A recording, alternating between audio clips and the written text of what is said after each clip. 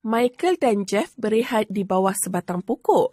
Mereka sedang menikmati tiupan angin yang dingin. Jeff mula bertanya, "Michael, bagaimanakah pokok tumbuh dan membiak, sedangkan saya tidak melihat pokok makan?" Michael menjawab, "Hahaha, pokok adalah pengeluar. Ia boleh membuat makanannya sendiri." "Tetapi bagaimanakah pokok boleh membuat makanannya sendiri?" Jeff bertanya. Michael menerangkan, tumbuhan menghasilkan makanannya sendiri melalui proses fotosintesis. Fotosintesis adalah proses di mana tumbuhan hijau menyerap tenaga cahaya daripada matahari untuk menghasilkan glukosa daripada karbon dioksida dan air. Apakah keperluan bagi fotosintesis? Keperluan bagi fotosintesis adalah karbon dioksida, air, tenaga cahaya dan klorofil. Karbon dioksida daripada atmosfera memasuki daun melalui stoma.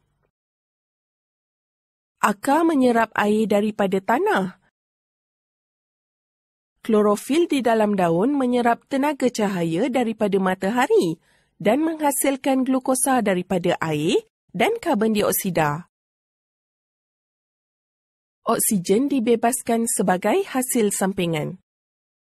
Glukosa dibawa ke semua bahagian tumbuhan dan glukosa yang berlebihan ditukarkan kepada kanji. Kanji disimpan di dalam batang, buah, akar atau daun tumbuhan. Assalamualaikum warahmatullahi wabarakatuh, anak-anak tingkatan 1. Okey, tengok tadi video yang cikgu share tentang dua orang kawan yang tengah berbincang tentang fotosintesis. So, betul tak cakap Michael tadi? Okey, tumbuhan hijau ialah pengeluar dan tumbuhan hijau membuat makanannya sendiri. So, kita teruskan dengan pembelajaran untuk subtopik 2.2. Okey, untuk subtopik 2.2, respirasi sel dan fotosintesis, kita akan berkomunikasi mengenai respirasi sel, berkomunikasi mengenai proses fotosintesis. Jadi sebelum kita tengok fotosintesis, kita akan bincangkan tentang respirasi sel. Jadi, siapa yang ada buku teks boleh rujuk buku teks masing-masing. So, respirasi adalah terbahagi kepada dua proses, iaitu respirasi luar yang kita kenal pasti sebagai pernafasan. Yang mana apabila kita bernafas, kita bawa masuk oksigen ke dalam badan kita melalui hidung dan seterusnya ke peparu dan mengeluarkan gas karbon dioksida. Okey, lagi satu adalah respirasi dalam ataupun respirasi sel, di mana setiap sel dalam tubuh badan kita mengalami proses respirasi ini. Ia adalah proses pengoksidaan dan penguraian glukosa yang berlaku di dalam sel hidup untuk membebaskan tenaga. Jadi, proses respirasi ini adalah untuk menghasilkan tenaga. Baik, respirasi sel adalah proses penguraian makanan untuk membebaskan tenaga. Jadi, kita dapat tenaga daripada makanan yang kita makan setiap hari.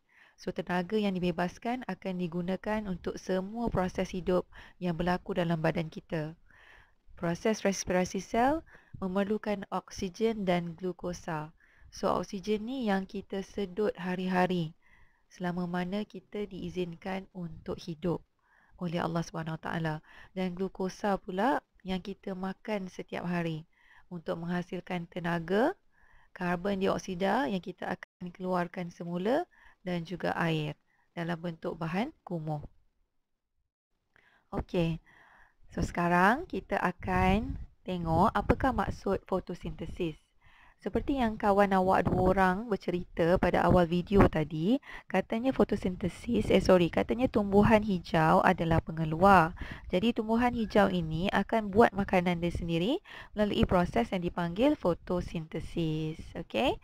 So, fotosintesis ini sebenarnya adalah proses tumbuhan hijau menghasilkan makanan dia sendiri, yang mana dia memerlukan cahaya matahari, karbon dioksida, air dan klorofil untuk menghasilkan makanan. Makanan tu dalam bentuk glukosa.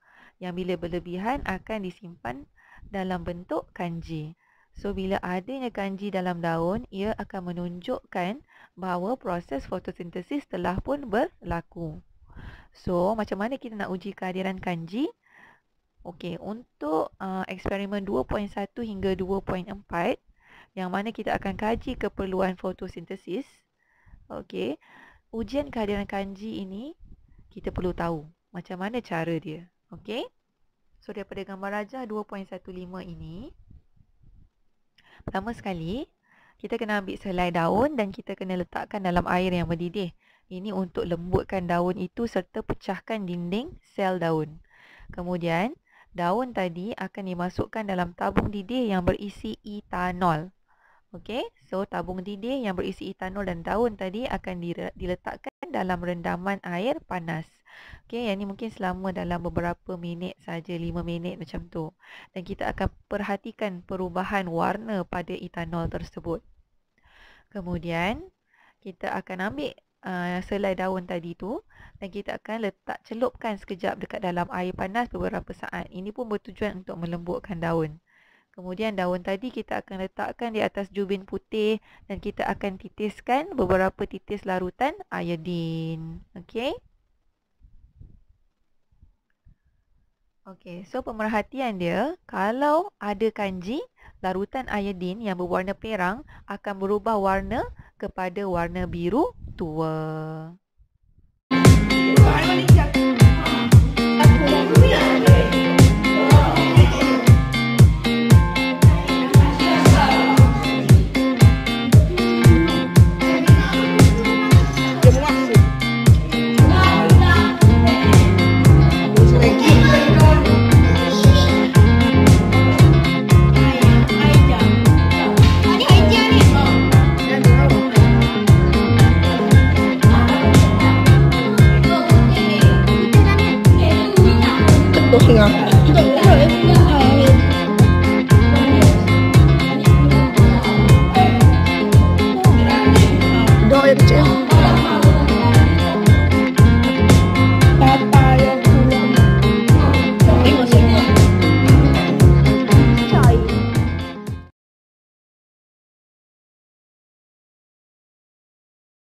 Sekarang kita akan ceritakan tentang tugasan awak pula. Apa yang awak kena buat sepanjang minggu ini. Okey. Okey, sebenarnya kita kena buat eksperimen 2.1, eksperimen 2.2, eksperimen 2.3 dan eksperimen 2.4. Okey. So ini semua adalah untuk mengkaji keperluan untuk fotosintesis. So, eksperimen 2.2 ini adalah eksperimen yang wajib, okey, dalam KSSM tingkatan 1. So, awak perlu tulis laporan eksperimen 2.2 dalam kertas kajang ataupun test pad. Okey, so ini tugasan untuk awak. Okey, ada test pad di rumah. Okey, kemudian ada buku teks. Kalau tak ada buku teks, tak apa. Cikgu akan share buku teks digital di dalam grup Telegram awak. Okey, so awak kena buat laporan, tuliskan nama awak, kelas, tarikh hari ini, tuliskan pernyataan masalah seperti dalam buku teks. Okey, dalam muka surat 61 ni. Tujuan, hipotesis, pemboleh ubah, bahan dan radas serta lukiskan rajah 2.17 yang menunjukkan daun bervariegasi. So yang ni setakat ni awak salin saja. Okey. Tetapi apabila sampai prosedur untuk laporan, prosedur tidak boleh lagi ditulis sebagai prosedur. Prosedur kena tulis sebagai langkah-langkah ataupun kaedah. Tak boleh lagi tulis prosedur. Okey. Dalam laporan awak kena tulis kaedah ataupun langkah-langkah. Dan cara untuk menulis kaedah mestilah dalam bentuk ayat pasif. Okey, cikgu bagi contoh.